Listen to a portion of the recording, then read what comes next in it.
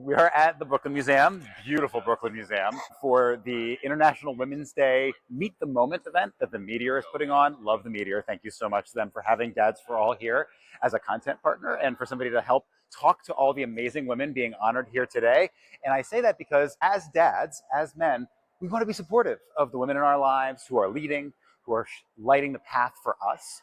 When I look around at the issues that matter for women, the issues that matter for children, they're the same issues that matter for men and dads. We wanted to make sure that we were here supporting the women on International Women's Day and every day, by the way. We've been trying to figure out, honestly, how can dads plug in? We wanted to make sure to have those conversations and to talk about, how do we continue this dialogue on an ongoing basis? How is it not just on International Women's Day that we talk about the leadership of women? We should be talking about that every day. So I couldn't help but notice that your daughter was running around here on her Heelys, and I'm a dad, and I often bring my daughter to do activism with me. How do you balance sort of your parental role, but your role as a leader and an organizer? That's a really great question. I don't know if anyone's ever asked me about the intersection of those two things before. I think they're super important. My daughter's 8 years old. She's lucky to live here in Brooklyn, so she goes to a public school here. She is around a diverse body of kids and friends in her community. I think that especially given the landscape of the world we are living in today, where material is being banned from schools, any information or history about enslavement or about immigration or about women's rights, it's so important to me to make sure that I not only bring her to see stuff like this once in a while. She can only take in so much, because she's still so young. But even just to go Marlo, that's Raquel Willis. Do you know who Raquel Willis is? Even just to be able to tell her, that's Paola Mendoza. Do you know who Paola Mendoza is? Sort of giving her a sense of women who have extraordinary bodies of work in organizing spaces, yep, and who have literally changed the landscape of the country in such profound ways. So even introducing her to little things like that, I think, are really important. When she was much younger, again, I don't think she knew exactly what it was, but I took her to the Black Lives Matter protests that were here. She held signs. She was curious. She had questions. And so I think, you find your moments, but you're always very honest. Even in a place like Brooklyn, my daughter's also a public school kid in Brooklyn, and we have a lot of culture here, but the aperture can be pretty narrow for what constitutes leadership. And I think being really intentional about saying there are other ways to be in the world except these really obvious ones. I could have easily, I had her babysitter here. I could have left her at home and Mama's going to the museum. But I wanted her to come. I wanted her to meet everybody and say, this is important. You may not remember it, you might a little bit, but getting to meet these women, getting to meet these people, seeing what your mom does, what your mom has been doing, the work your mom puts into this is really important, and getting to meet other parents and people who are doing the same. I took my daughter to North Carolina right after the hurricane last year to do some service. Wow. And we spent a weekend there. She doesn't talk about anything else more than she talks about that. Wow. Nothing. It's the most important. Can we go back to North Carolina, Dada? Just me and you. Yeah. I took my daughter. Husband's whole family, side of the family, is from Atlanta, is from Georgia. So we went down there to campaign and go sort of door to door for Kamala Harris's campaign, which was her first experience with that. Worked for, co-ran Hillary Clinton's youth outreach program in her 2008 campaign. I worked for her next campaign, 2016. I've done a lot of sort of political work in that sense. So I was very nervous for her to go do it. And I was also, because I didn't want to see her heart break. And she actually had a conversation with an older woman where she's asked who she was voting for. And the woman said, I'm voting for Donald Trump, baby.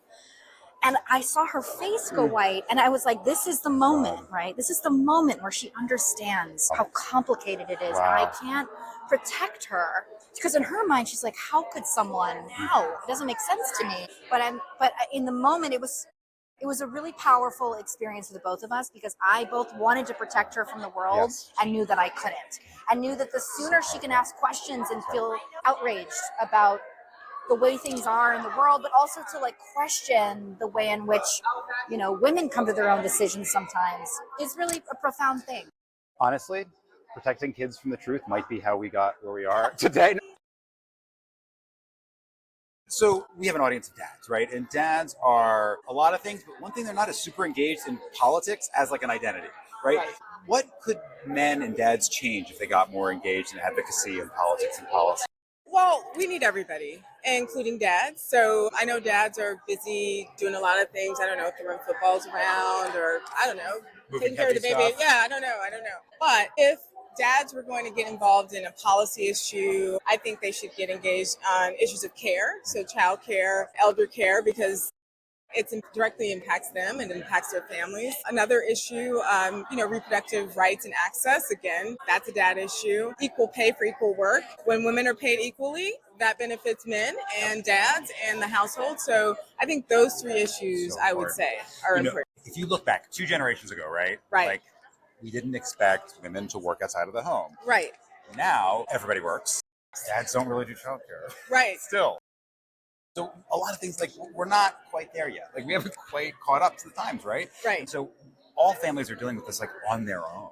Right. And so we need policy to make Right. it possible for people. Yeah. Like, we can't just say to everybody, hey, by the way, this country's not going to pay for childcare. We're not going to give you early child education. Make it work as a family. That's what they're telling us, but that's not okay. And I think everybody has a role to play. And you know what? You know what I really think is happening? So I feel like dads are really thinking and feeling a lot, but nobody's asking them what they're thinking and feeling. So I think we just, I think we need to start asking, like, hey, what do you think about this? Like, what do you think we should be doing so that there's more engagement, there's more inclusion, and we're working together. And we haven't done that well. And I think what's really powerful about that idea is that when I think about family economic security, when I think about care, it should be mom and dad are on the same page. Right. This is a united front. Right. And like, think how powerful that would be. Yeah. If families were united for these things. That would be so powerful, and we'd all be winning. Like, it'd be like a win, win, win, win, win for like everybody. Let's do that. Yeah. Okay, so you talked about Farsi expressions that you'd never heard growing up. Like, I have a daughter who is half Iranian. Like, what are some things you hope I will say to her? I hope that you say to your daughter, I'm proud of you. I hope you also say, I love you regularly, which I know this sounds sad for me that like, I just didn't hear those things. It's just not, it wasn't like culturally what was happening in our household, even though I did experience the feelings. But I think saying it really helps. And also just like asking like what they did in their day. Like, I think in the 80s and 90s, children were best not seen or heard. And now you get to actually have children that talk to you. And so I say embrace that. Well, my kids don't have any problem talking, so I don't necessarily need to give them any prompts on that.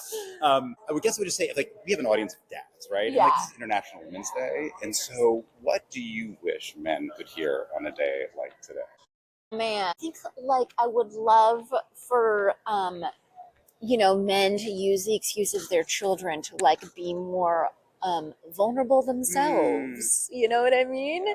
Kids are a great way into that because you don't want your kid to be closed off from their emotions. So like I feel like kids are like a gateway drug to being vulnerable. So important. I hear a lot of men be like, oh my God, now that I have a daughter, I realize that women should have rights. And it's like, how about you take that like one step further, right?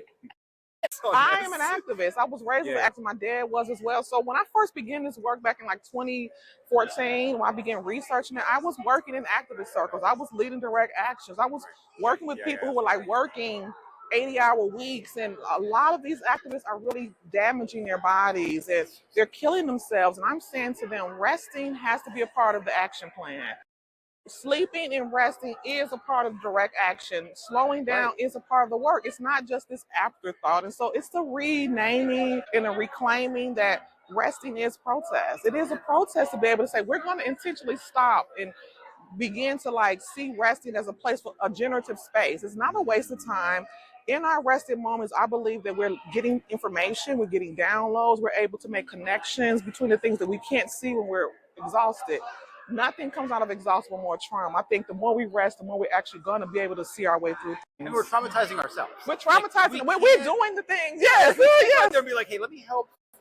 And you're sick, a tumor, a brain, like people with strokes. Yes, I know. I know of an activist who had a stroke because she was overworking. The doctor was like, you have to rest. You don't you never sleep. And so many activists are not well. We need you here. I think that's the number one rule of activism. We need you here. You can't do anything if you're dead. You know what I mean? Like, we need you here. We need you here healthy and full and whole. We need you here with your children. We need you here in community. We need you rested and well and connected, because the more you're exhausted, the more you're disconnected from each other, the more you're disembodied. And so you need to be connected to be able to really move things away. It's like we want the version of you that is capable of changing the world. Right? Yeah. And like the tired ass, like, that's not version of you. No, that's not what's going to show up and change the world. No, absolutely not. I talk about that in my first book, Rest is Resistance. We need to rest because this is the part of the movement. It comes out of activist work. It is political work. It is social justice work. And I think that there's just a reimagination that has to happen, that we have to begin to see resting is not an afterthought, something you do to waste time, but part of the sustainable part of our movement. Yes. Sometimes activism means like calling people in that aren't used to being either active or called in. And like dads are like that, right? Like I think a lot of identities matter, but like in politics and activism, but like dad isn't one that often comes up. So how do you bring in people who aren't used to being called in?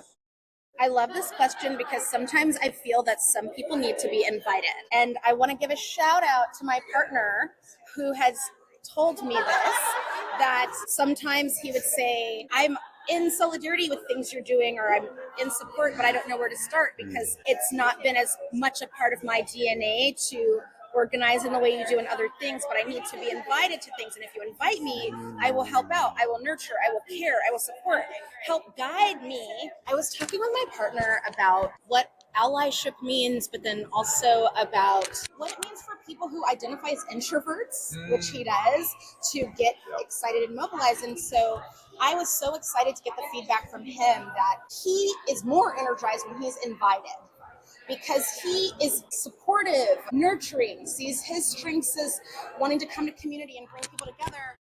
The invitation is what energizes him. So one of the things I've been thinking about is also, if we have people in our lives who we want to have become involved with us alongside us, sometimes we think that the thing they need to do is exactly what we're doing. And what I've learned is, let's invite people to lead with their strengths, connect with their strengths, and join us with their strengths. Who can you invite that you can see the way they shine in the world, what they do, that's their strength, and invite them in that way? A lot of times we're just saying, hey, I need you to write a check for $500.